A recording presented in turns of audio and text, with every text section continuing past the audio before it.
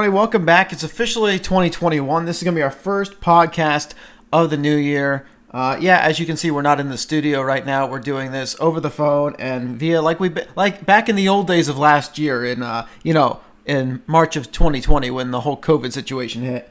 We had to do these through the phone. So the first person that's on here today, you guys will realize who it is as soon as he speaks because he's a very familiar voice to this channel. Jake BenKinney, how are you doing? And Happy New Year, Jake. Happy New Year to everyone out there listening. I'm doing pretty good, Donnie. It's great to be back, and we've got some exciting topics to talk about today. Yeah, it is very exciting, and I will say one thing. We really didn't get the opportunity to talk about best and worst films of 2020, and like we've done for the last 2 years in 2019 and 2018, because there really was not that many films that came out in the theater or big blockbuster films. They kind of got pushed to this year, and hopefully they still stay here this year. So what we're going to talk about here, and I think we're going to talk about this first. Let's talk about the films that we're looking forward to, because we are going to switch over to TV series coming up here too. But let's talk about the film section first. Jake, what is your first couple of films that you're looking forward to in the year 2021? Well, I know there's one here that we both have in common that is an obvious one, so I'm actually going to skip that particular one, save that for a little bit later. And I'm going to mention a couple that I'm curious about. I won't necessarily say I'm looking forward to them, but I want to see how they go because they're reboots of some classics we've had. So the first one I'm going to mention here is Coming to America. It's an Eddie Murphy film, and the original one, when did the original one come out? Give me a second. Yeah, that's a classic, by the way. Oh, no, it's only giving me 1988 is when the first one came out. Classic comedy movie, and I'm curious to see where they go with it in a 2021 setting. A return to this, because that's a movie I never expected to see a sequel of. So that could be interesting. Yeah, Eddie Murphy's kind of an actor that you haven't really seen in quite a while. Now, I'm not really familiar with. I didn't really hear rumor of this. So explain to me, is it actually a sequel? Is it like a spin-off? Is it like recasted? Is it still Eddie Murphy showing up? So it's still Eddie Murphy, and so I'm saying it's a sequel because how they have it set up is it's Coming to America, it's called, but the 2 is now the number 2. Okay. So I'm going to say sequel. And since it's Eddie Murphy, I'm guessing it's not like a next-gen kind of thing. But it just says it has them, so I'll lead off. Set in the lush and royal country of Zamunda, newly crowned King Hakeem and his trusted Trident embark on an all-new hilarious adventure that has them traversing the globe from their great African nation to the borough of Queens, New York, where it all began. So it seems to be a return to kind of the old, where they were. Also, it has James Earl Jones in it again. So that's gonna be fun. Back. No, that'll sound interesting. Now, is that something? I know you talked about it didn't sound like it's going to be like next gen type thing, but is that something that you wish that they would kind of do? Because I know you're kind of interested in seeing how this is going to pan out. So, in your take, where would you go with it if you were like crafting the sequel to it? In this particular case, I have to be honest, I have no idea where I would go because I just never would have thought, oh yeah, let's make a sequel of this movie.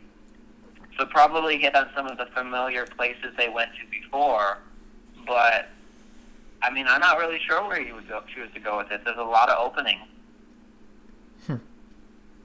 It's like I said, it's just one I wasn't expecting to ever see a sequel for, so I never really gave it any thought. Like, It'll be interesting to see the dynamic between, the parents, because they didn't exactly get along in the first one, and see how Eddie Murphy gets along with his wife's father, and different things like that. Plus, the world has changed a lot here, but how much has it changed where they're from, in Zamunda? I don't know how much you know about a movie coming out on my list here, and we'll go back and forth. I think that's probably the best way we'll go about it. Morbius. How much you know about the character of Morbius? Not very much. However, I have heard about this movie. I know it's something so... Doesn't he try to, he's curing a disease he has, and he accidentally turns himself into a vampire or something like that? Yes, it's a vampire in the MCU. And Okay. he first appeared in a Spider-Man comic, I do believe. If I am wrong, please jump in the comment sections and at me with this one. But I he want did, to say I did hear something about like Spider-Man relation here. This yes. So former villain or something like that. Actually, anti-hero is the description I heard for him.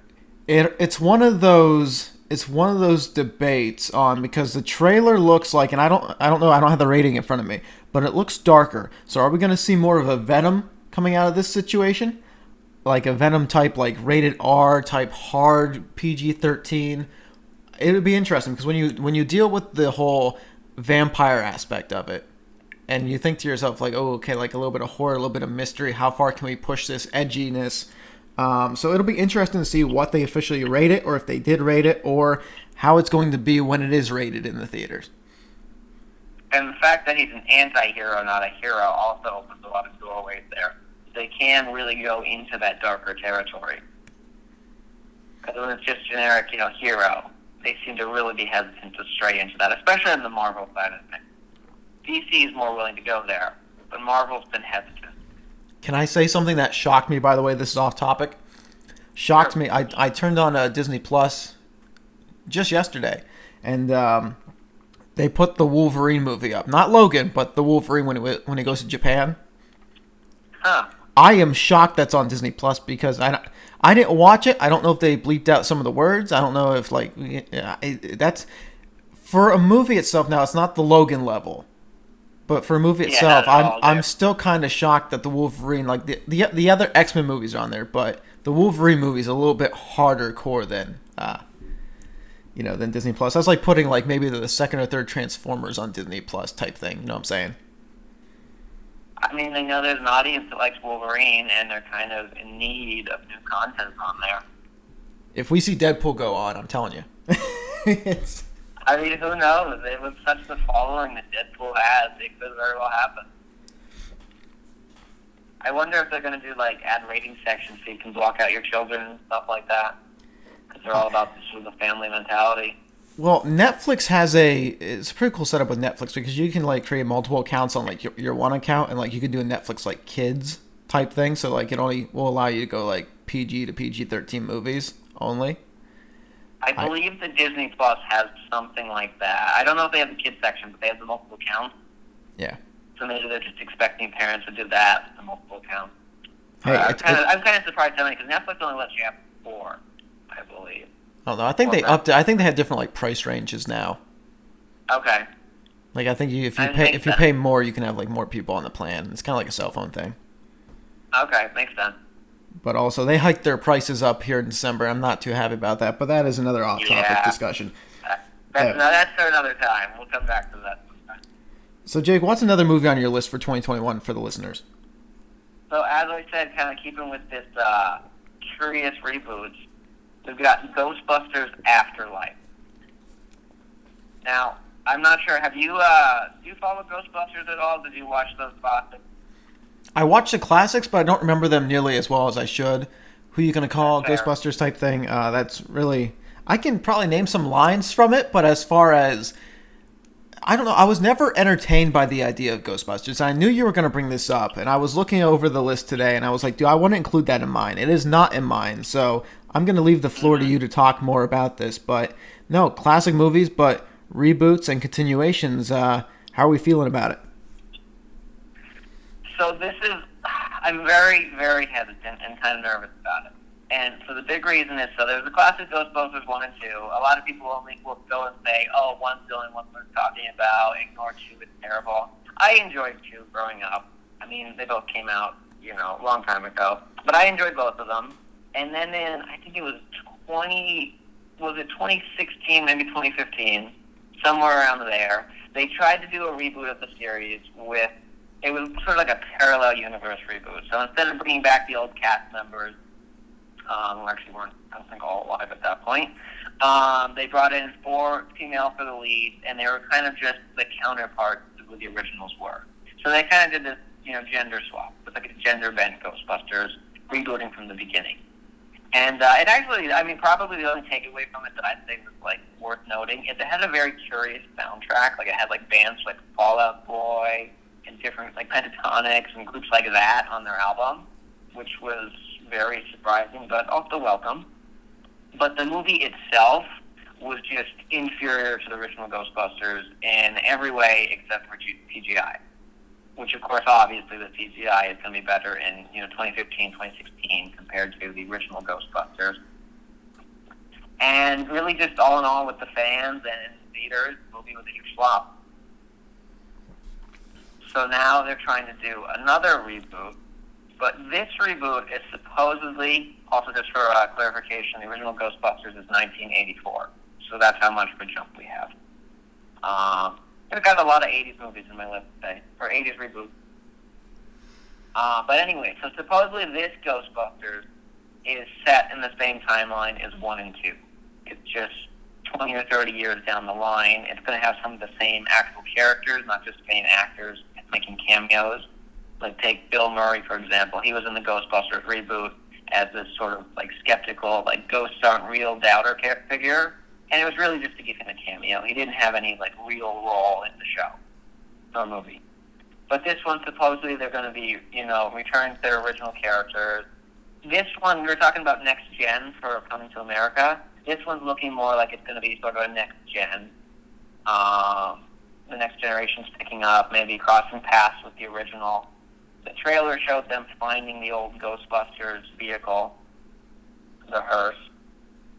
So it's really, I'm curious to see where they go with it and if they can pull it off, especially since the last one was such a failure. Can we have a Ghostbusters and Men in Black crossover? That would be interesting. I feel like Men in Black is more philosophical than Ghostbusters, so I'm not quite sure how you could make the cross, but it would be interesting. Either that or like the other thing that was going through my head, I was like, boy, this would be cool if you include the Kingsmen. That could be interesting. The Men in Black deal with sort of more sci-fi situations than the Kingsmen. The Kingsmen are more sort of supposed to be real world. But, I mean, they're both secret societies. They're kind of... And they have cool technology, too, so... That's definitely true. They could team up. Yeah, it's a shame the latest Men in Black movie was just also such a disappointment. Speaking of reboots with new characters, because they had Men in Black International, and that was, oof. Yeah. But, yeah, and like I say, sometimes it's just, there's that original charm and idea that someone gets way back then, and they don't have the special effects, but they have the story and the curiosity and the passion, and it shines through, even 20 years later. A Quiet Place is the next film on my list I'm looking forward to. This was a birthday film that I was planning on seeing last year for my birthday, because every year I like to at least have that one. There's always that good movie that comes out around the March time, the feel good before the summer comes type spring feel. And A Quiet Place was going to be it for me. And kind of bummed. That was like the first film that really got like thrown back to like midway through the year. They're like, oh, it's still going to come out in 2020. And then it's like, oh, it's going to come out later in 2020. And then it's 2021. So that comes out in April of this year. It's still not really around my birthday, maybe a month late, but it's fine. I'm still going to go see it. That's still the movie I'm looking forward to in April the most. Jake, I don't know if you ever saw The Quiet Place 1 or not. I know horror's not really your genre per se. I knew you were going to have this one on your list, though. Oh. I do have a question for you about it, but I'll let you talk now. Maybe tell the audience a little bit about the first one and sort of what to expect in this movie. And I do have a question for you about it, because like I said, I knew it was going to be on your list. The question is, and now obviously for people that on this list, we're going to give probably spoilers, because I don't know how you talk about sequels without giving spoilers. I mean, you kind of should have saw it by now in certain cases, especially a film that's been out for like 3 years now. So A Quiet Place, it's going to be interesting where they see it without John Krasinski, or maybe they bring him back, but his character ended up dying at the end to save, well, I mean, he came up with the technology and the idea, the girl used it, but still, his character died as a sacrifice moment at the end of A Quiet Place 1, and the ending was just like, okay, we found a way to try to defeat the monsters, we're going after them. And the Quiet Place 2 trailer was like, it was kind of weird. It looked like it took us back to the beginning of how it started, and it'll probably take us to catch up somewhere in the film too. So because Okay. it seems like they made the kids a little bit younger in certain scenes in the trailer, and then it seems like they made them a little bit older. So maybe it's one of those It Chapter 2 moments where we're also going to get some more pre-story, before the story, a little bit like more information about the kids as when they were young with the monsters, and then when they're older now. So it'll be interesting to That would see. make sense. It will be interesting to see where they take it. I want to see the one thing I always have a question about. We've had this question, especially Bird Box. So one year when it came out, we were having this big conversation about the Bird Box debate. Is it worth? I like seeing origins to certain things. I like knowing background, and I don't really know what these monsters are, other than the fact that to high frequencies, they react differently. So if we're gonna get an origin, how it started, they of course make reference to like aliens, but I want to see the origin, but is that something that maybe the creators and the writers shouldn't go too deep into and leave it up to the imagination? That's one of those things.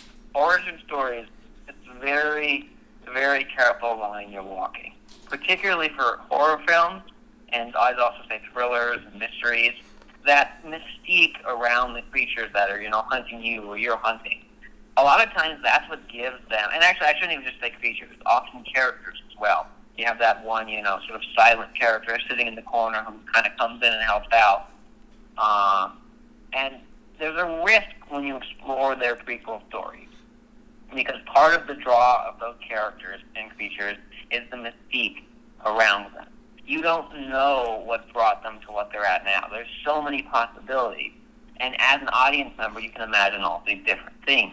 Particularly, for like a horror film, whatever you're scared of, you can potentially imagine this creature coming from.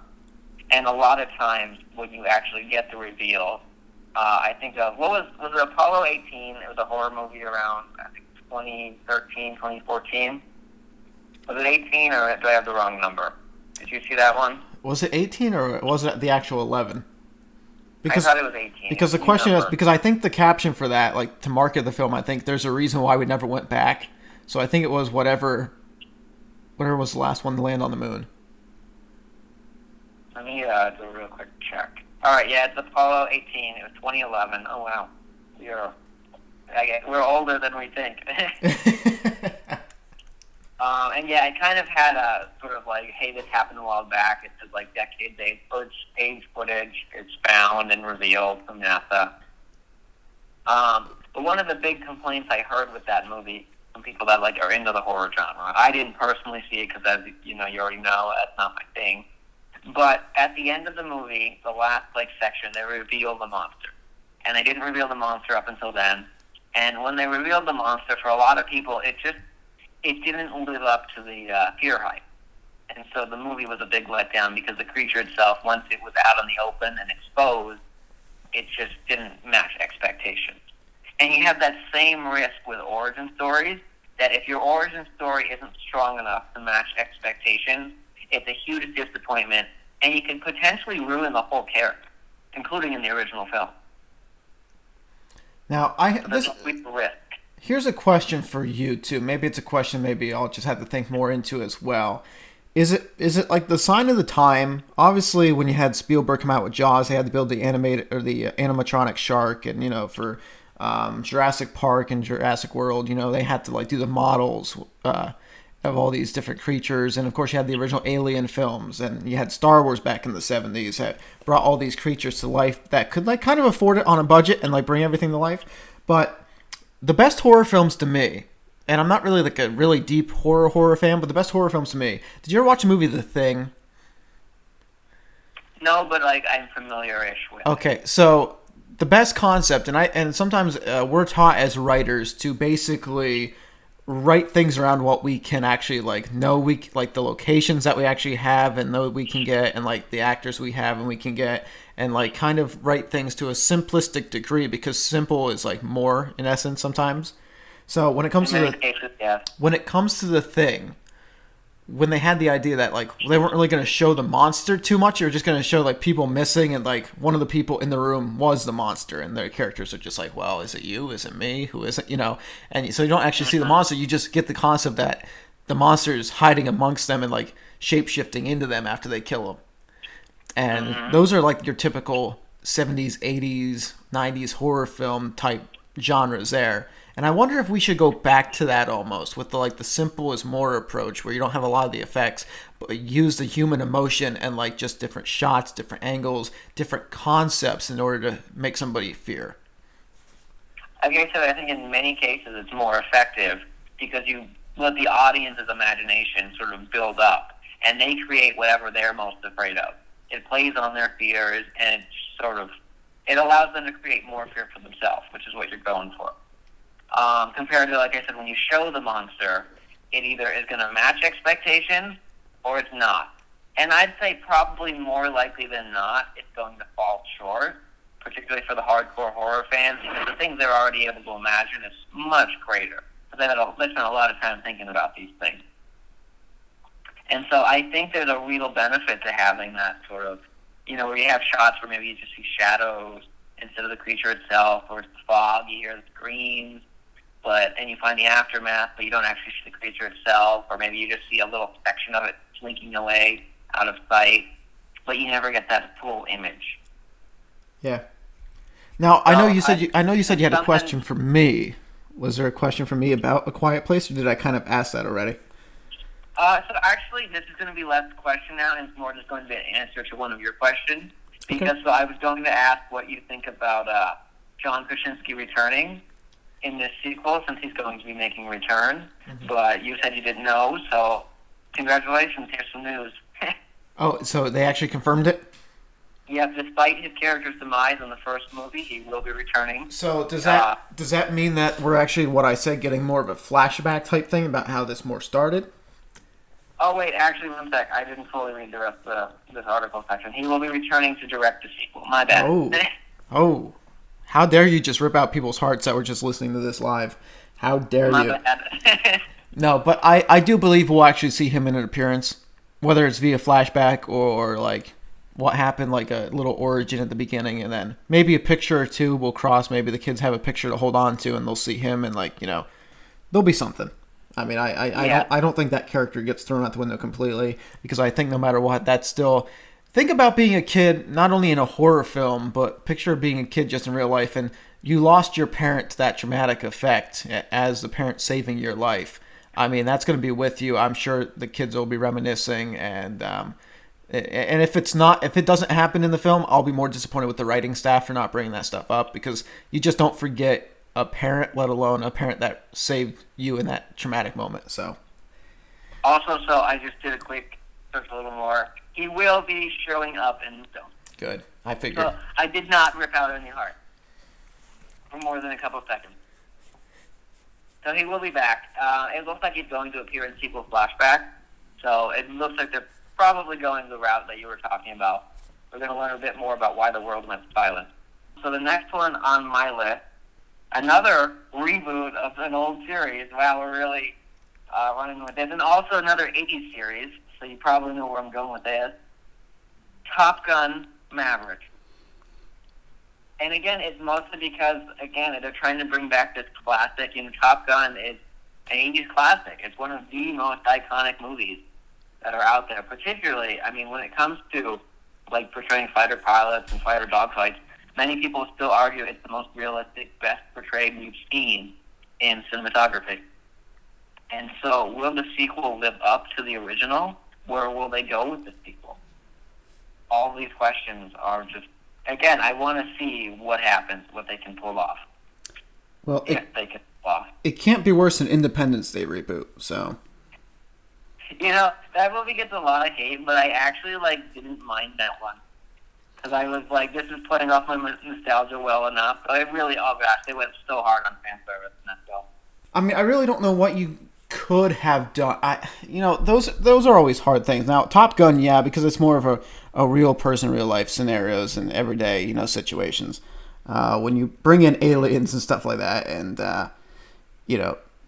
try to do that and recreate those kind of moments, especially how many plots have we seen of just fighter pilots and stuff like that defending Earth from aliens? That seems to happen a lot. Yeah, that happens a lot. We don't see a lot of fighter pilot versus fighter pilot, but fighter pilot versus aliens all the time. Mm-hmm. It's a classic. In Top Gun, did they fight what I want to say, what country were they under attack with, or what was the setting of that? Do you remember? I want to say it was one of the like so I don't know if it was like Soviets themselves or a Soviet satellite. I want to say it was a Russian pilot. Okay. I was gonna say, It was Cold War, I believe. do you think they're gonna stick in that era still, or do you think they're actually gonna age with the times and like bring it more to modern day? So it looks like it might potentially go sort of the next gen, but hopefully stay focused on Maverick. So this movie is going to take place more than 30 years down the line. He's already, he's even more experienced. He's really sort of made his position stable. And instead he's going to be training a detachment of Top Gun graduates for a specialized mission, which no living pilot has ever seen. So are they going to maybe go into like the realm of sci-fi a bit here with some sort of experimental plane? Is it just going to be a very tough mission that like, oh, we've never tried something like this before?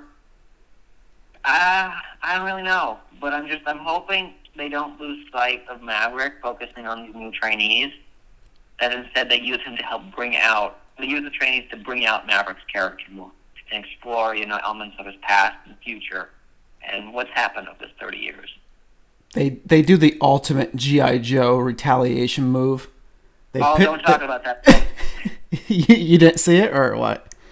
Oh, gosh, that is so bad. So bad. You know what I'm about to reference? The next G.I. Joe movie, Snake Eyes? Well, no. Not only that one, but like the retaliation. I'm talking about. You said that they hope that they focus on Maverick. I'm over here like watch him do the ultimate G.I. Joe retaliation. They pitched, from the first one to the second one that Channing Tatum was going to be a big thing, and they killed him like the first 10 minutes of the film. Yeah, it was all about The Rock. That's all they cared about. It was having The Rock everywhere. I couldn't believe it. I was like, you just killed Joe. How can you kill Joe? The whole thing is called G.I. Joe, and you've killed Joe. Their license agreement was running out very quickly, so they no more to Joe. Oh, I couldn't believe it. That movie was. We want to talk about sequels we shouldn't talk about. That's the one. I did enjoy the cliff, the fighting scenes though, with Snake Eyes. You see, one of the things I struggled with that movie is it was just so different from the original. Like, the original was very sort of, let's push the envelope with, like, sci-fi, like, experimental technology. Like, the girl had, like, a railgun, pistols, and all sorts of weird stuff like that. And the second one was more sort of like a gritty, boots on the ground. And it was kind of jarring coming from one to the other because you were expecting the first one, like, that style, and it was nothing like that. So I always just find that movie very jarring and difficult to swallow. I mean, it's not to say either of them was really that solid of a film. But, yeah. I'm going to run through, I think, 2 quickly here films. While we're on the subject of that, since this is actually coming out, did you know they're doing another G.I. Joe? Yeah. Yep, the Snake Eyes one. Yeah, what are your thoughts there? I didn't put it on the list, Is it an origin story? It's not on the list. It's not on my list either. I just saw, oh, really? They're doing this? Yeah. Not on the list, but probably we'll check it out at some point in the future. Probably not in theaters or on the streaming service, but, just whenever it comes out, probably free on TV. So I'm going to run through a little bit. I don't know too much about this film, but it fascinates me. It looks like a Mad Max Fury Road. Dune. Dune comes out in October. Yeah, I thought this would be on your list somewhere.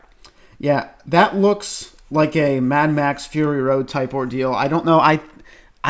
Was there original Dune movies made back in the early? I'm gonna blank. And fans are gonna rip me apart, but I have a feeling like this is like a reboot, like a rehash of that story. I believe. So I know it started as a science fiction novel.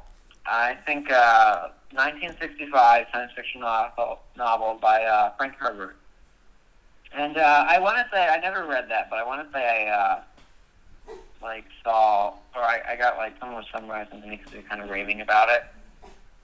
And I can't say I really know what to expect from this. Like, it might maybe have some Mad Max vibes, but it's really not. Like, it's not a post-apocalyptic, yeah.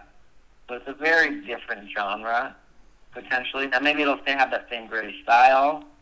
But this is one, I hear a lot of people are talking about it, and I kind of haven't decided where I'm at on it yet. I'm intrigued, is what I would say. Well, that's what I am, too, at this point. I'm intrigued, but I'm also intrigued by Uncharted coming out here in July.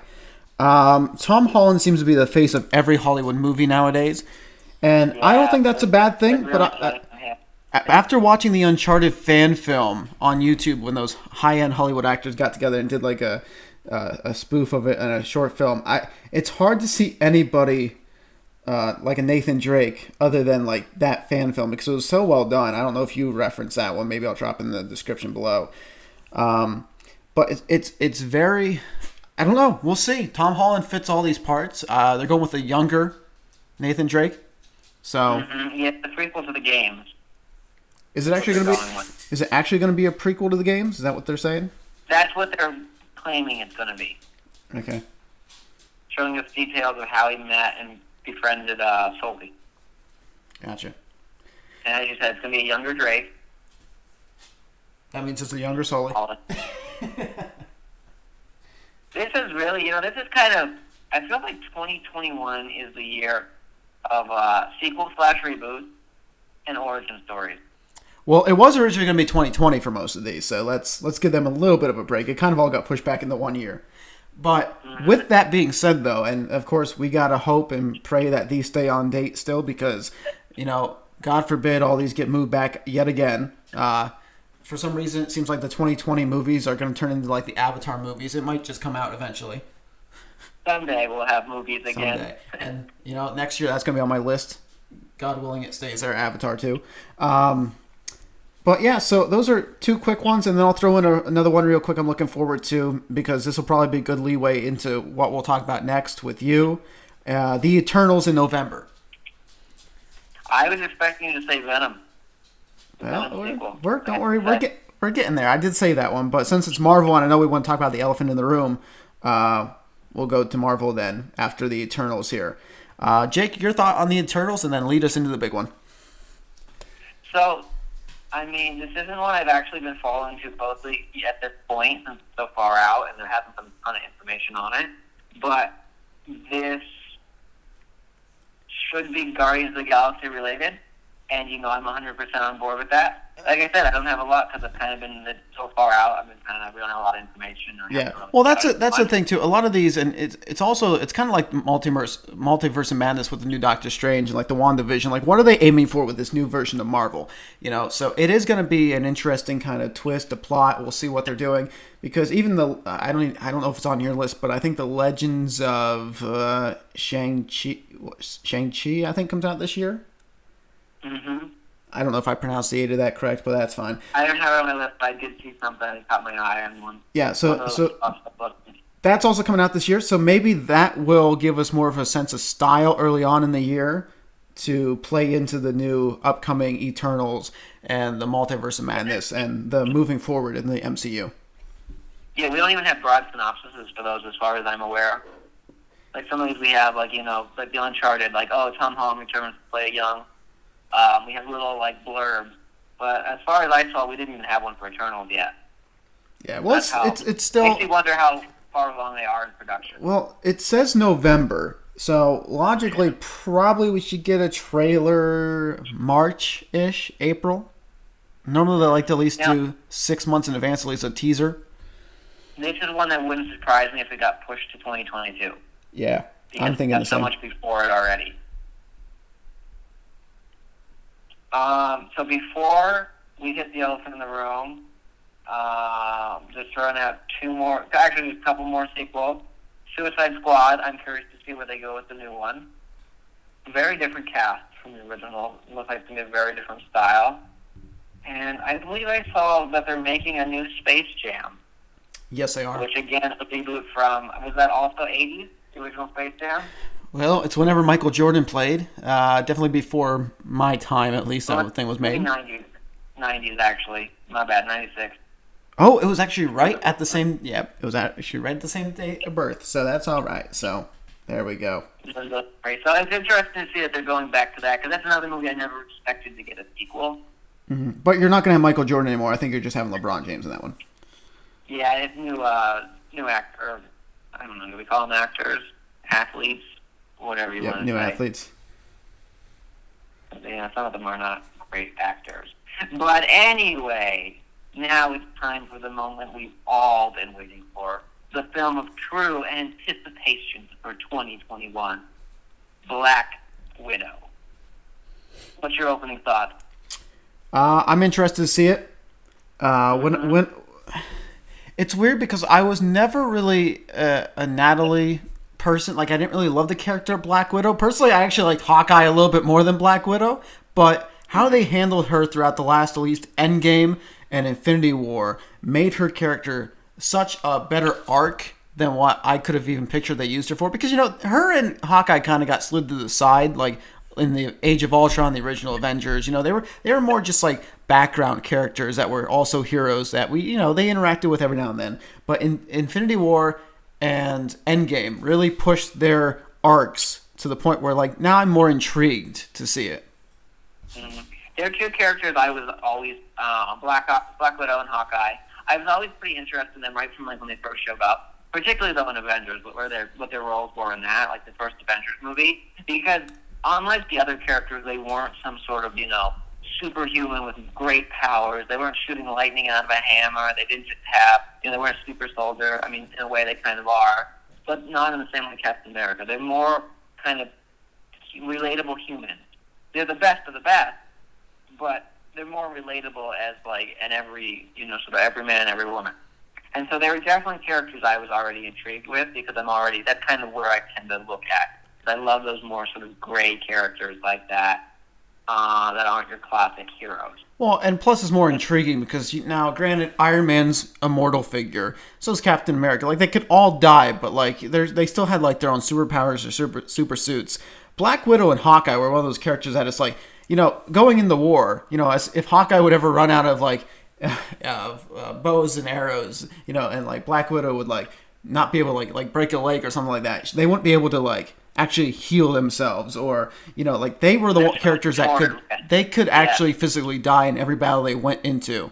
That we could at least expect maybe just say Endgame, say there's more Avengers movies between Age of Ultron, Civil War, and like Infinity War. If there's more Avengers style movies where all the Avengers came together before they put the conclusion in with Endgame, those were characters that you're like, oh man, they could eventually die in one of these films. And well, it happened, but it happened at a higher stage. Which I did not. I thought Hawkeye was going to be the one to die. I did not expect that twist of it being Black Widow. It did surprise me, I have to say. But yeah, that's one of the things I think that like also makes it cool. Because unlike some of the other characters, I mean, these characters are always at serious risk. Like they could go down at any moment. They're just human,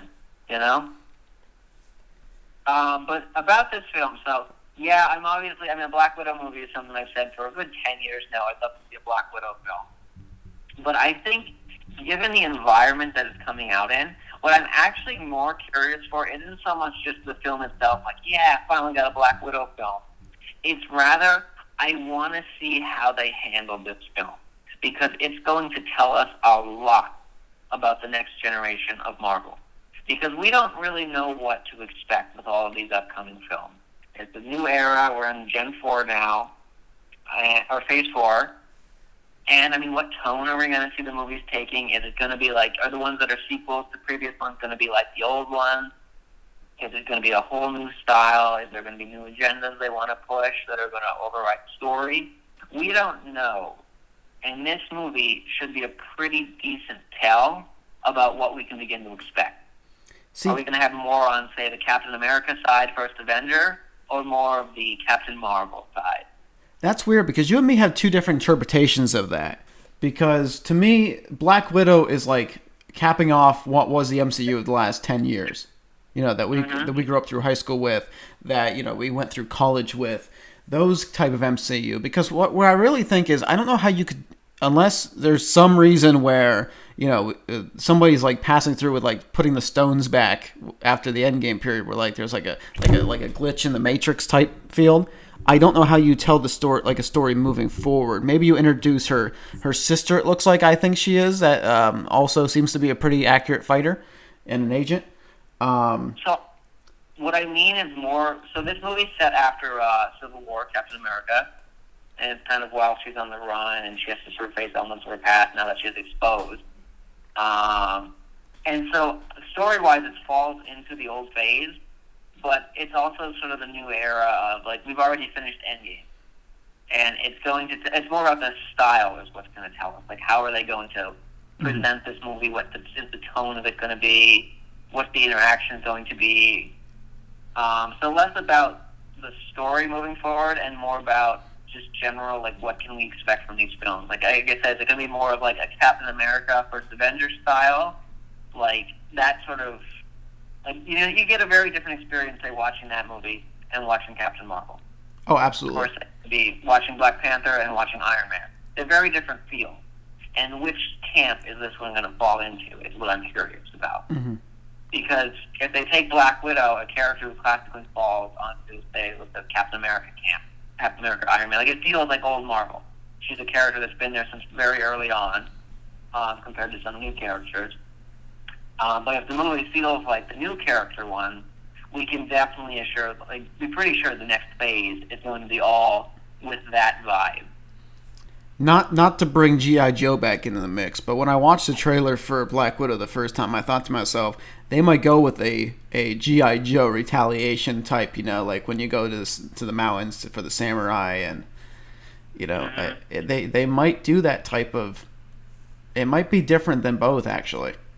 It might be they might actually be able to make its own style that might seem out of place in the MCU, but might also might not be the Captain America, the First Avenger, or might not be the Captain Marvel type feel.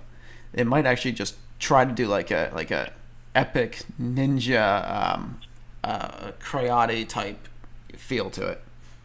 Mm-hmm. I mean, they could go with sort of that Eastern vibe. Like, I don't know how many of the old Kung Fu movies you've seen. Or even, actually, you've seen Kung Fu Panda, I'm sure. There's sort of certain, like, expectations in those kind of movies. I'm going to call them, we'll say Kung Fu movies. And it would actually be really cool to see them sort of go that route. I mean, Doctor Strange hits on some of the elements that are, like, sort of classic of those, like kind of finding yourself, inner strength, things like that. But it would be pretty cool to see them just go a whole new route with this movie, not fall into any sort of, like, camp that we expect. Like, I feel like the newer ones, you tend to see a lot more meme references and things like that. The old ones probably a bit more story emphasized, but also more true to the comics. I don't know where they're going to go with this, and it'll be interesting to see. There's a lot of pathways they have ahead of them. I'm going to throw in my final one real quick here, and that's Venom 2, like you were referencing before. I was expecting Venom somewhere on your list. I don't really want to say a lot about the film because I'm trying to even cut myself off from like thinking about like what could happen from it. I'm just excited that Carnage is there. I'm just excited that we could still potentially see a Spider-Man cameo. I don't know how likely that is. It's not going to be like a major role, but you still might see Spider-Man. It'd be cool to see Tom Holland and Tom Hardy team up a little bit, even if it's just like for a split second on screen, because eventually, they kind of do hate each other, and they kind of do become one and the same eventually in the comic books as well. So maybe they'll show up in the end credits or something like that. It'd be cool. I mean, it's not contractually, it's not really a problem. They could do it. Mm-hmm. So we'll have to see where Sony and Fox and where Disney falls upon this. So yeah, I'm just looking forward to it. I mean, it's going to be a fun film. Hopefully they keep it dark, keep it edgy, keep it. I'm not one for inappropriate jokes, but I do like some of the things that they threw in the Venom one. So yeah, Venom was very different from what we kind of expect in the Marvel movies. One of those ones that really goes into that sort of darker side of things. Venom was. He also has that anti-hero classification, doesn't he? Yes, he does. It's even different than what because I believe, and I don't want to get the timeline messed up, but I believe the Deadpool 1 came out before Venom. I believe that's correct, like the first Venom. So it even had a different vibe than what Deadpool. And Deadpool went dark too, but it's almost like I kind of got like that early Blade type feel from Venom 1. Okay. Yeah, Deadpool is more. I mean, he's more comedy side because he's always breaking the fourth wall and different things like that. So you go in Deadpool, you expect dark, but also like it's like dark humor. It's like dark with dark humor is a good way to probably put it. So I reference it more to Blade than I do anything else, but we'll see. Again, rumor has it that they're going to make a Blade series. Yeah, I'm nervous about that one, but thankfully I don't have to think about that one this year. Oh, you didn't hear they're bumping? No, I'm kidding. I'm not breaking news. That's not it. That one was way out there. Yeah, that one. so far on the horizon. Which maybe that'll come back something with what was his name? Morbius. Yep. Could possibly happen. Just because, maybe that'll somehow cross over because it's got the vampire. Since you mentioned Venom, are you looking forward to Spider-Man 3, which is currently set for the end of the year? We'll see if it stays there. That's in my question mark list right now because it's more so like end of the year. I don't think it's going to come out this year. Me neither, but so there's 3 movies here that I have grouped in that category, and I'll of course talk about Spider-Man sequel here for the Spider-Man 3. But Don't Breathe 2, they're making a sequel to Don't Breathe. That came out probably about 4 years ago, and they're also doing a Matrix 4 that's labeled for the end of the year. That was going to be my closing out film. Well, we can still talk about that because I'll go back to the Spider-Man 3 here real quick, and then I'll let you talk about Matrix 4. I don't think it's going to come out this year. I think they shut down production on it too. And I think that's made it a little bit hard yet because I believe they're filming that over in the UK, and the UK is, of course, dealing with a whole different strain of this going on. So it'll be interesting, though. I'm looking forward to see it. It's going to be what is this? Is this the one where they're advertising the possible return of all 3 Spider-Mans onto the cinematic screen? Maybe. I've heard some talk about references. I think it might just be villains returning. I don't know if we're going to have all the Spider-Man, but okay. Well, there's a lot of rumors around this one. I mean, maybe it's going to be the villains, and I know they're mentioning Doc Ock from Spider-Man 2 and Electro from Amazing Spider-Man 2, and so it'll be interesting. I don't know if the Spider-Mans will be back, but it looks like their villains are going to be back. I would love to see the Spider-Man back. Like, bring back Tobey Maguire. I'm 100% on board with that. Well, it seems like the fans. There's that one YouTube channel. It's called Toby in the MCU. Yeah. And he just edits, 1-minute clips where he just sticks them in there instead of other characters. Well, it seems like they're going to bring Garfield back too, so we'll see if we can get the 3 Spider-Man combo going on there. But that would be really interesting. This is going to be an unpopular opinion. Spider-Man to me, this comes down to This is kind of the writer in me, and I was never a big fan of Spider-Man. I liked his character, and I liked him as a side character, but it looks like they're pushing him to be the main of the MCU moving forward. And the more I think about it, I'm just like, I don't like that decision. I mean, he's the youngest out of them. There's probably more story to him than anybody else on this list right now. I thought it was going to be Black Panther, but obviously situations arose late in the year that it's not going to be Black Panther moving forward. But again, I don't. I just Black Panther too. I don't know. Yeah. That's gonna be weird without him. To me, I just have that feeling when it comes to Marvel, and I'm gonna get hate from this. Spider-Man is not the character you want moving forward if you're the MCU, as the main. I feel like Spider-Man is in many ways a marketing decision because Spider-Man has a ginormous following among fans. You can't Spider-Man just, and I'm not just saying Tom Holland Spider-Man.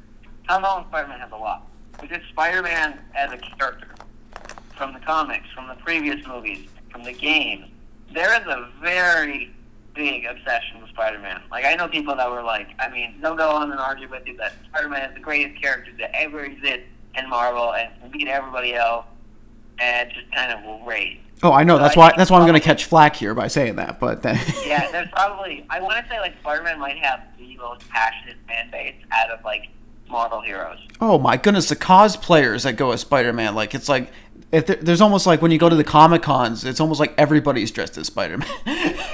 Yeah. It's almost unusual to not. Has the biggest following out of all of those.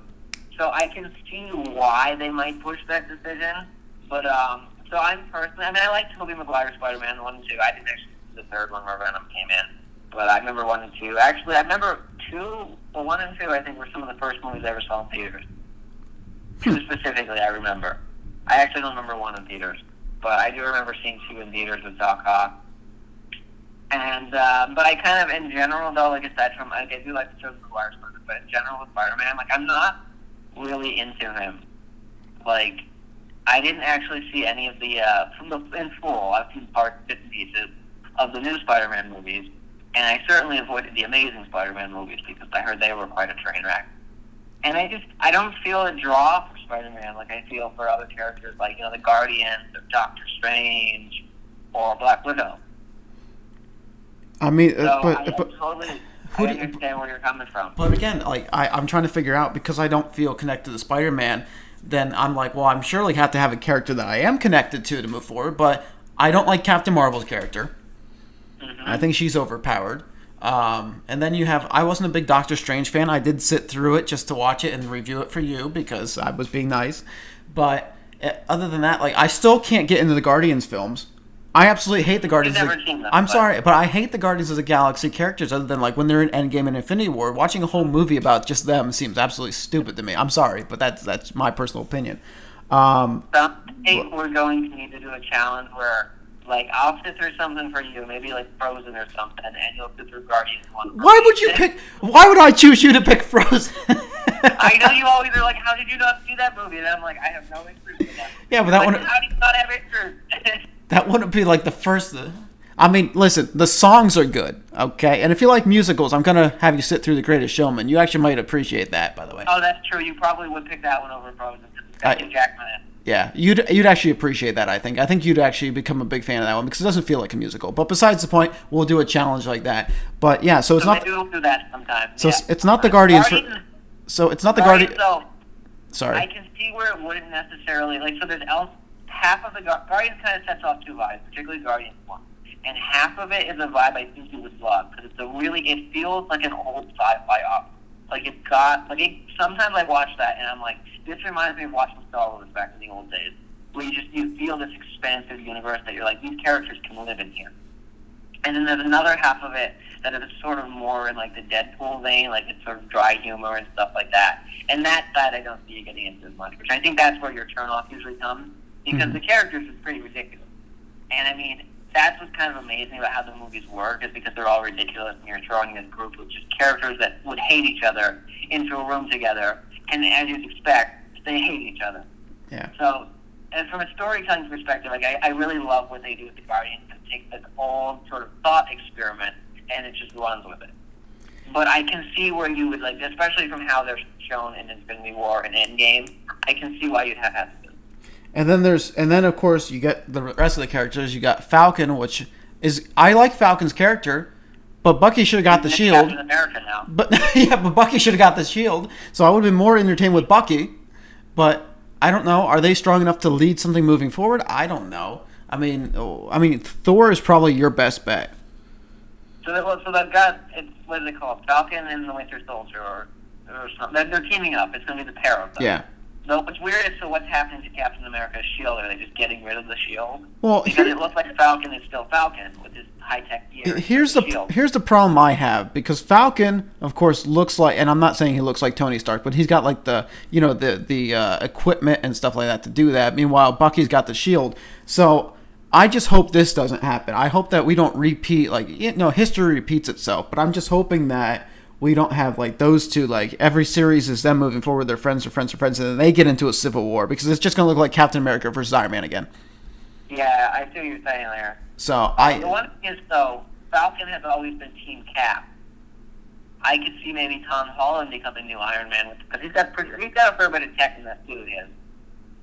Yeah. He was mentored by Iron Man, so maybe it could divide in that route. But yeah, it's tough to say. I hope they don't just repeat that as well. I'm not really sure. The comics they're very brand just because they've gone so many different routes when it comes to losing Captain America. Because both Bucky and Falcon have had the shield before as far as the comics go. But like I said, it looks like in the movie like they might just, from the little bit of clips we've seen, like they might just kind of be ignoring the shield. Like Bucky's got a new arm, Falcon's still Falcon with his gear, and I didn't even see the shield anywhere. Yeah. So maybe they're just going to be like set it in a museum and ignore it. I don't know. Well, I would have been okay with that if we didn't have the scene where he gave it to him specifically. Yeah, it was a choice.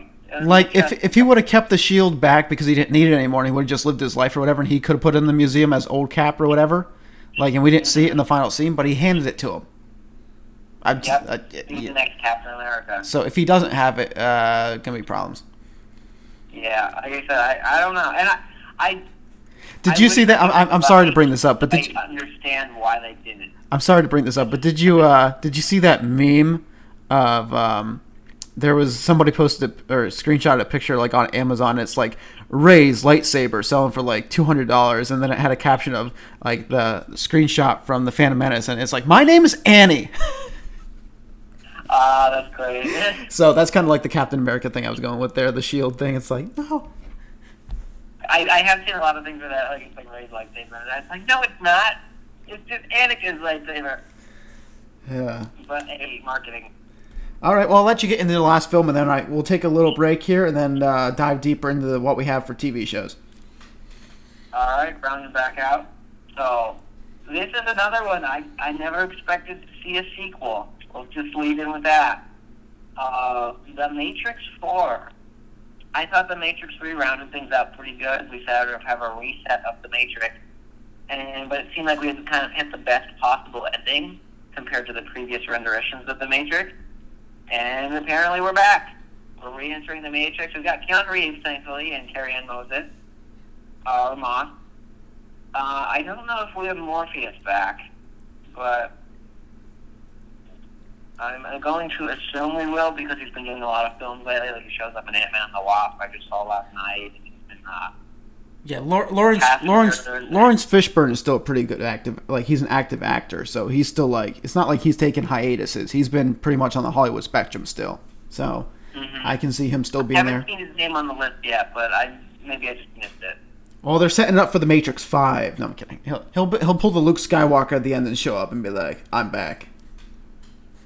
And so it's this is one I just never expected. Again, this is so 2020 was a year of everything's going down. 2021 is the year of I did not expect that maybe.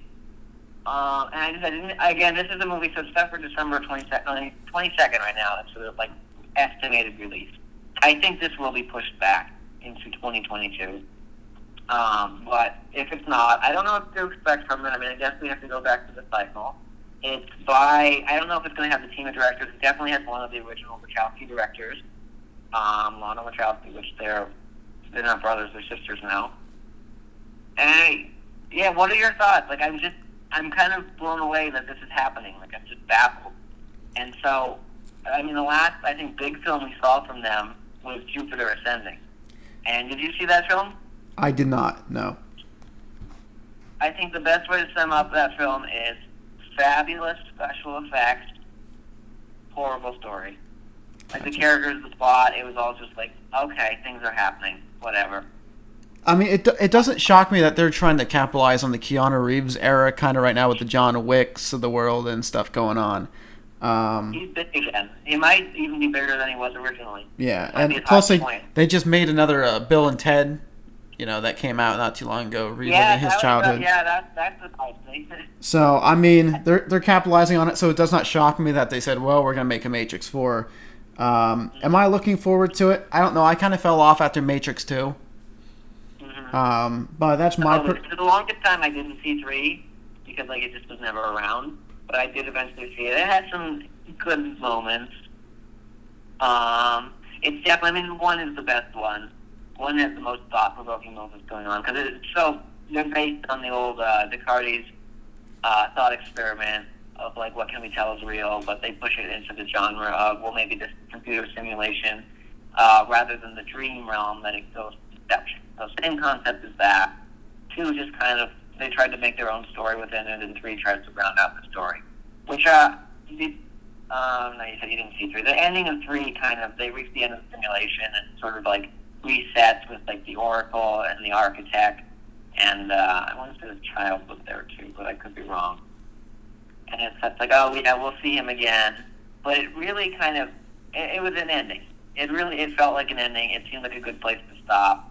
Because it was oh, well, this time Neo has achieved the best possible of the endings.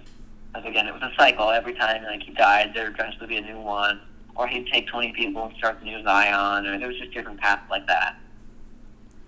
And I don't know. I just don't know what to expect from this movie. It's not something I thought I would see.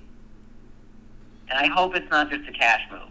I hope they actually have a new thought-provoking storyline to go with it. That it goes back to the roots of the original Matrix and it has something that really makes you go, wow, I don't really think about that. What if this is true? What if this is just a simulation? Based off 2020 and what 2021 has started to be, I think we're in it already.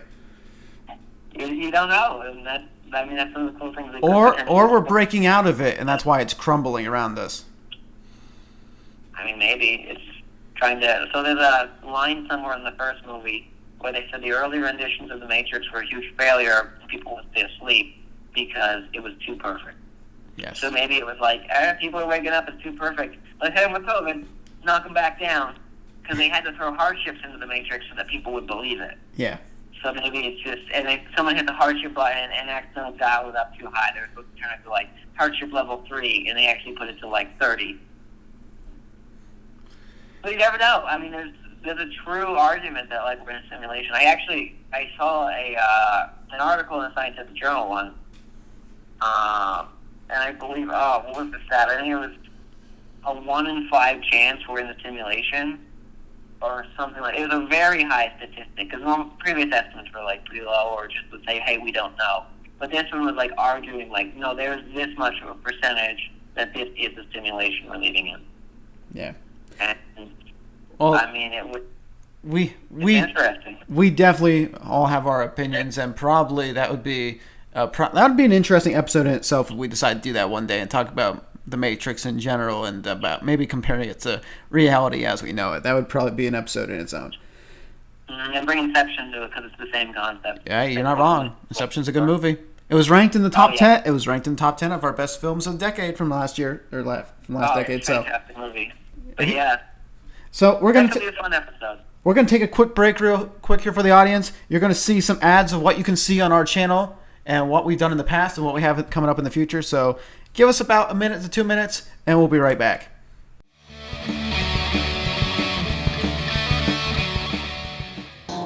White Christmas, just like the ones I used to know, where the tree tops glisten and children listen to hear sleigh bells in the snow.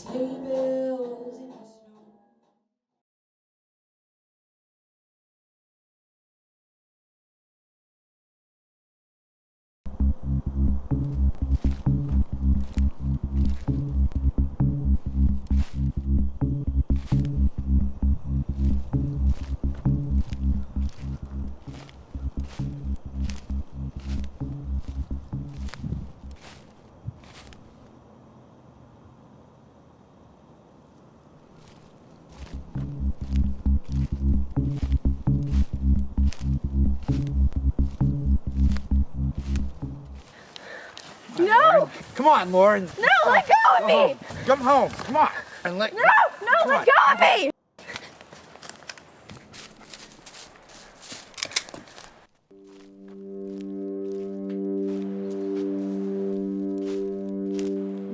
Lauren, I said to come home.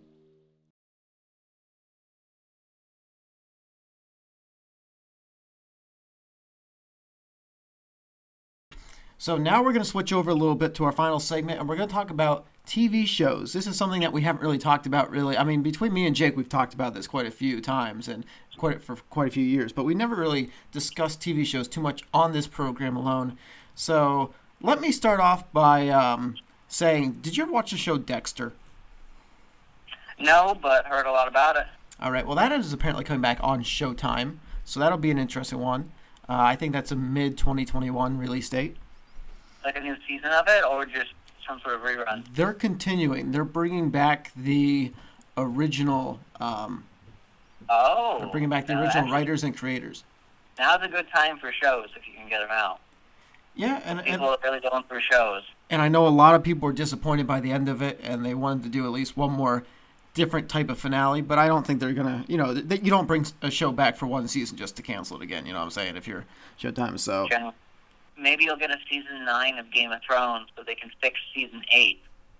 Well, maybe. I mean, fans would like that, but we can't really comment because it's very divisive, that franchise. We can't do that. That's like asking to bring back redo the Star Wars trilogy. It just people get upset over that. I mean, if they redo the sequel trilogy, I'm okay with that. Oh, I mean, I think we're all okay with it, but we can't say that to the corporate heads, you know. Not yet. Give it a couple more years till there's a little bit of a switch of power, shall we say. In Filoni and Favreau, we trust. Yeah, they chop it out, I think. This is the way. This is the way. All right, so we were talking about, I think this is a good place to start because I know it's a show we're both curious about. And in the previous episode segment, we saved this one for towards the end, the one we both knew in common. But we might as well jump right in this time. What are your thoughts on WandaVision? Is that something you're looking forward to? It's actually slated to be released fairly soon. Yeah, WandaVision to me, it's a little bit weird because I don't really know what they're going for. It keeps showing you the old fashioned like sit down the sitcom type feel from like the 80s and 90s. At least maybe it's 80s, 90s, probably 70s. I'm not too good with my sitcoms, you know, but I don't know. I don't really know what to expect of it. Is it all going to be like a sitcom? I'm sure it's not going to be. I'm sure it's going to go break into like action and probably some romance there because of WandaVision, but I don't know. I don't really know what to expect from it, but I'm looking forward to it. That's kind of how I've been. It's definitely one like, I don't know what their plan is. It's got some interesting vibes, and there's a lot of ways it could go. Like, if I'm not mistaken, it's kind of taking place in her head, and who knows what's going on in there. Oh, So I'm curious. I won't say, like, I don't feel hyped for it like some of the other shows that we're going to talk about in a bit, but I'm intrigued. I'm curious. So you think this is all taking place in her head? Is that what you're hearing? I know that was one of the big theories. Okay. I don't know if it was actually confirmed or not. I haven't been following too closely. As I said, it's not one. It's one I'll watch. I'm interested. I'm curious about, but I'm not so invested in it as some of the other ones. Gotcha. So when it comes down, well, I mean, let's talk about the other one. So let's go with Hawkeye next. Hawkeye, I'm sure you're looking forward to it just as much as I am. Again, we talked about Hawkeye and Black Widow there for about a 5-minute segment that we had earlier in the program. Thoughts on how they're going to handle the Hawkeye situation? Is this before Endgame or post Endgame? Ooh, that's a good question. I mean, I could see them definitely going before, and maybe expect have some crossovers, like some Black Widow cameos, and kind of explore like his old days before the Avengers. That's one route I could definitely see them going. But they might also go post Endgame and see how he handles, losing Black Widow, just being reunited with his family, kind of coming to terms with all of the things he did in between Infinity War and Endgame, because he went on quite a rampage there. So there's a lot. I'm thinking one of those two areas is where they're going to go. Well, when his character name changed to Ronin, which is what he was like in between that period of Infinity War and Endgame after the snap, and when they picked him up between that 5-year period, when he just goes on that tear through Tokyo and across different countries and basically becomes like a mercenary figure. I would like to see that, but I don't think Disney Plus is going to go down that road. So. No, I don't think we're going to see that yet. Maybe down the line, if whatever series he is pretty successful, maybe we'll get like its own, a Ronin spinoff. We'll get to see a bit more of what happened there, like maybe a movie or maybe a little series, like a mini series, or maybe even a full show. So that could be something for down the line, but I don't think we're going to get it now. So again, like I said, we might get flashbacks or just lots of hints about what happened as he's, facing the aftermath of Ronin. Maybe old enemies come for him and his family, or he's struggling with some sort of trauma or PTSD. But yeah, I'm definitely curious about that window as well. And there's one more Marvel I know we're going to talk about here. So what is it? Loki. Good old Loki. Where's that one going to take? Where do you think that one's going to take place? They could jump around with him so much. He jumps through time kind of very frequently. Especially, did we ever get a clarification when he left with the stone in New York City when they were trying to find it? No, that's like the one thing like no one was talking about after the movie came out. I was like, guys, what about Loki? And no one was talking about it. Everyone was like, oh yeah, Loki's there. I don't think anything's going to happen. And I was like, no, Loki is going to do something. Something's going to happen. So I haven't watched any of the exclusive looks on it yet, but I already know I'm on board with this one because Loki's such a fun character, and what's the action? Is it Tom Hiddleston? Hiddleston, yep.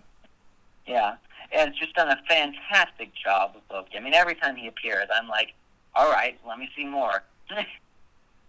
Yeah, Loki's one of those characters that you kind of just, even though he's more portrayed as a bad guy, he has his moments of good. But he's a character you definitely fell in love with, especially early on in the MCU, because Thor was the second Avenger that came to light, or was Cap the second? Do you remember? It was Iron Man to kick it off. But Iron Man started it. I believe Thor was next. First Avenger is July 19th, 2011 in the U.S. And Thor is... This one's going to be tough because I'm going to get probably just basic Thor stuff. May 2nd of 2011. So Thor came first. All right. Well, yeah, but he was... Not by much, but... Either way, it's a moot point, but he was one of the first Avengers the first Avenger movies you kind of like fell in love with there. But yeah, I don't really know where to go with He's one of the core three, too, because, I mean, when you think about probably the three most iconic Avengers, you think Iron Man, you think Captain America, and you think Thor. Yeah. And, I mean, maybe Black Widow and Hulk as well would be other two big ones. Do you think now... You could probably argue Hulk was probably the first or second, because he had all those, those other movies before that I think are technically canon, but I mean, we don't really talk about them. If they make technically canon and they bring Tobey Maguire's into the MCU here, I mean, do we have to count them as the original before Iron Man then? Oh. Or how do... Oh, that gets complicated then. Yes, it does. It gets very complicated then. Mm-hmm. And if they bring... Well, the Hulk one, I think you can argue a little more because they have that, they changed the actors after the one Hulk movie, but it's still the same Hulk. It's just he's supposed to be older or something like that. Mm-hmm. But yeah, interesting point you bring up that, I mean, no one's really arguing about, but fun to think about. Are we gonna see old Asgard or new Asgard when it comes to the Loki series? That's a good question. I mean, my thought is they're probably going to pick up after Endgame when he takes the Tesseract, but the problem is, I mean, he has the Tesseract. I mean, he can kind of, with that kind of power, he can probably go anywhere. And that time period he's currently in, Asgard hasn't been destroyed yet, so he might go changing the timeline for all we know.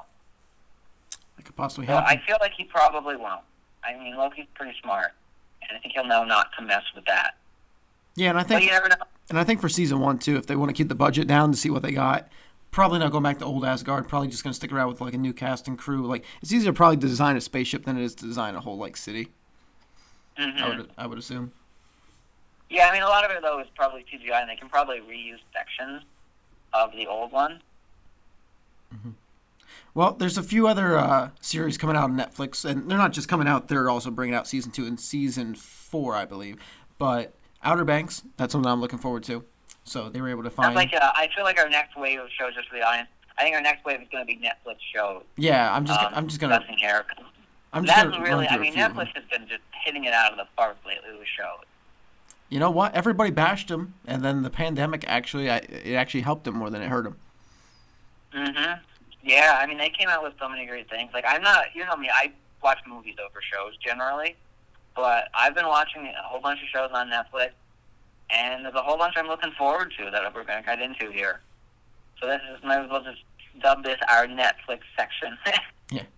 So yeah, Outer Banks, looking forward to that. Season 2, Season 1 was actually a really good season. I actually appreciated that one. But again, that's about kids found a sunken ship belonging to the guy's father. And you'll find out what the rest is, so go check that out. That's pretty early on in the episode, so there's a lot of twists and turns along the way. And I'm going to jump into, and I'll leave the last one for you, but I'll jump into Stranger Things. I don't think you're really a big fan of Stranger Things, are I you? was going to ask if you were someone that follows Stranger Things. A lot of people, kind of, after Season 2, I hear there's just a huge quality dip, and a lot of people kind of dropped off.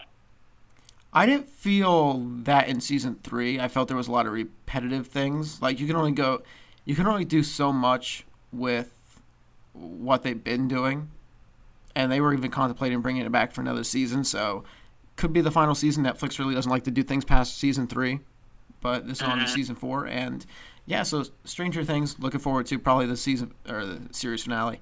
But again, you don't know. I mean, that's a big hit for Netflix, so they might just keep it going just to rake it in. So I mean, it's quite possible because, I mean, it's really been, I mean, they've got so much press from that. And yeah, it's not as big as it was, but it's still pretty high up there. It's definitely a recognizable name, even if it doesn't have the following it once did. I'll get one, since I don't think you've watched this one, but and we'll maybe come back to some we know. The Umbrella Academy Season 3. I've heard it's set to start filming in February here, and maybe we'll get it out by the end of the year. You know anything about Umbrella Academy? I have never seen it. I've heard of it, but I've never even saw the ads for it. So go ahead and tell me what it's about. So it's got kind of like an anti-X-Men vibe. Like, it's kind of like, you know how Charles Xavier kind of brings in, kind of wealthy guy, brings in all the sort of people with different powers and kind of molds them into, like, superheroes is what he's going for.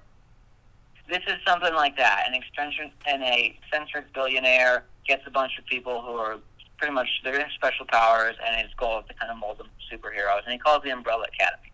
But the way he goes about it, it explores later in life, like when he dies is actually when the series starts. And they're so dysfunctional. They're such a mess. They're pretty much all terrible people.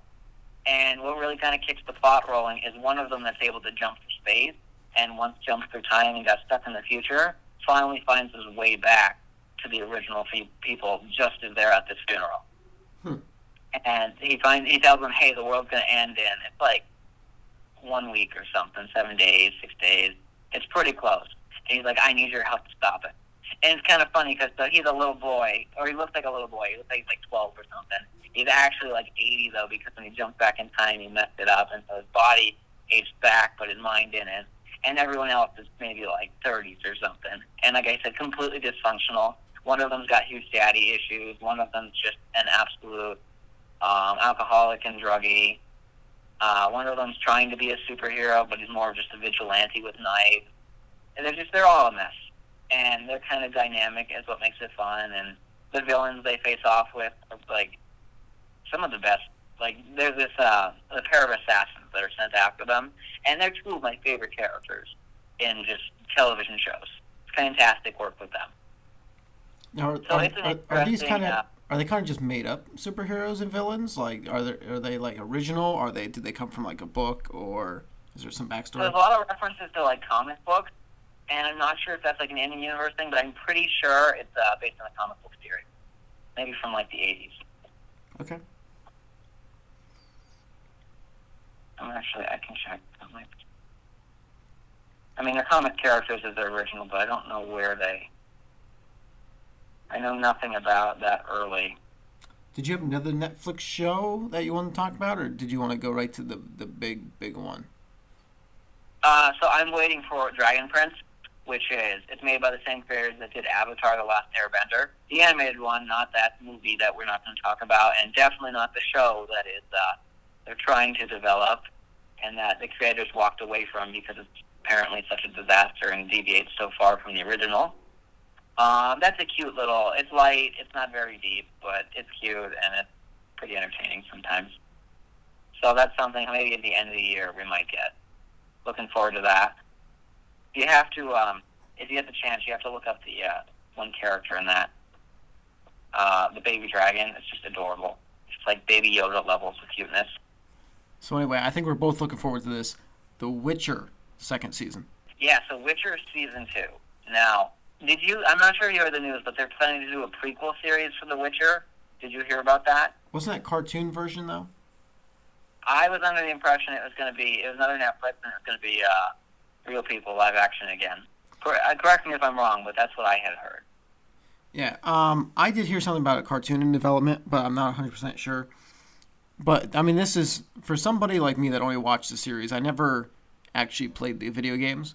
So, for me, it doesn't matter necessarily if they go back and tell some prequels to me, or, like, switch up the story, because I'm not big into the canon, but I hear there's a lot of, we all have our different, like, with going back and trying to readjust canon, I mean, we're both the same way with Star Wars, between the Disney and the Legends. What can you say about, do you feel like it's a good idea for them to go back and start messing up with The Witcher, or do you think do you embrace the idea? Do it after Season 1 or even after Season 2, I think it would just be disastrous. And here's my reasoning. So I'm not as deep in the lore as many people are. I've only actually played sections of the first game. I haven't played the second game or the third game, which is what most people talk about. Though, from my understanding, they take place far after where we're currently at. But what I did do is I read a fair share of the books. And the book that is in line for what's going to be next in the series has a big component of it is kind of exploring the history of the Witchers, slowly learning more about them, kind of experiencing their mystique. Because in the next book, we'd be meeting some other Witchers, and there's just a lot of mystery going on in there. And I think if they jump back and do a prequel, tell us all about the Witchers, you're going to lose that mystery. You're going to lose that element of suspense that otherwise would be going into this next season. So I think it would be a terrible decision, not because, I don't think, not saying, they can't, maybe do it well or something like that, but rather it would undermine what's coming ahead of us. The only show I have left on my list, to go back to Disney Plus, the Book of Boba Fett was announced. Oh, yeah, we've got a couple TV shows that have been announced for Star Wars. How did we miss that? Well, I mean, there's only one that I'm really looking forward to there. The Book of Boba's, I'm not really looking forward to, I don't know if they're on your list or not, so I won't really mention names yet. But yeah, the Book of Boba, I know that you have not finished the Mandalorian season yet, so I'll keep everything under wrap and key, but obviously you're kind of up to date on that. This has obviously been announced. Yeah, I have heard about that one. Now, it's one of those at the same time, though. It kind of falls on the Obi-Wan where I was like, well, let me see if it actually happened, because they've been teasing Boba Fett for, since Disney purchased. But it is set for, I think, currently end of the year, December or so. Yeah, and wouldn't be surprised if it gets pushed back. But, yeah, I haven't really seen what they've done with Boba much in Mandalorian. I'm not that far. They did not confirm a Mandalorian Season 3 for this year. So people are speculating that the Book of Boba will replace Mandalorian Season 3 right now for this year at least, and then Season 3 will come in 2022. That would be interesting. I don't know. How do you feel about the Bad Batch getting a show? I didn't really care for the... I do like the Clone Wars, but I didn't really care for their group in the Clone Wars. They feel, at least to me, they're kind of knockoff Delta Squad, which I don't think you're too familiar with Delta Squad, but that's what it feels like to me. It's knockoff Delta Squad. Or Delta Squad is a fully functioning, commando unit. Bad Batch just kind of takes, their one personality and just puts it over the top. I mean, I would just like to see a Clone Troopers live action film from Order 66, basically. That would be something. If you're telling, me, I'm always happy to see more Clone Troopers. That's my favorite era of Star Wars because there's just so much you can do with it. And I'm always on board with that. Though I have hesitance, I just worry they'll mess up. They could literally take the original Star Wars Battlefront 2, the video game, at the 501st Legion. And, even though we know, the story and the campaign mode of that, they could literally just take that same story and make it a live-action series, and I'd be fine. Because... Oh, I wish. They wouldn't do it, but I wish they would. I mean, could you picture the idea of going back and watching, just seeing... I don't know where... No, Rex wouldn't have been there at the time because he escaped with Ahsoka. But say it was just... Well, Cody would still be around. I don't know. But anyway... Yeah, Cody survived. At least in old canon, Cody goes on to train Stormtrooper cadets. And he hates his life, and he regrets everything he did, and he gets super depressed and whatnot. Say that Cody goes back to Kamino to take out, remember in the campaign mode, there was a new upbringing of actual decent clone troopers? You went back in and had to fight, the brothers and stuff like that, and your own clones.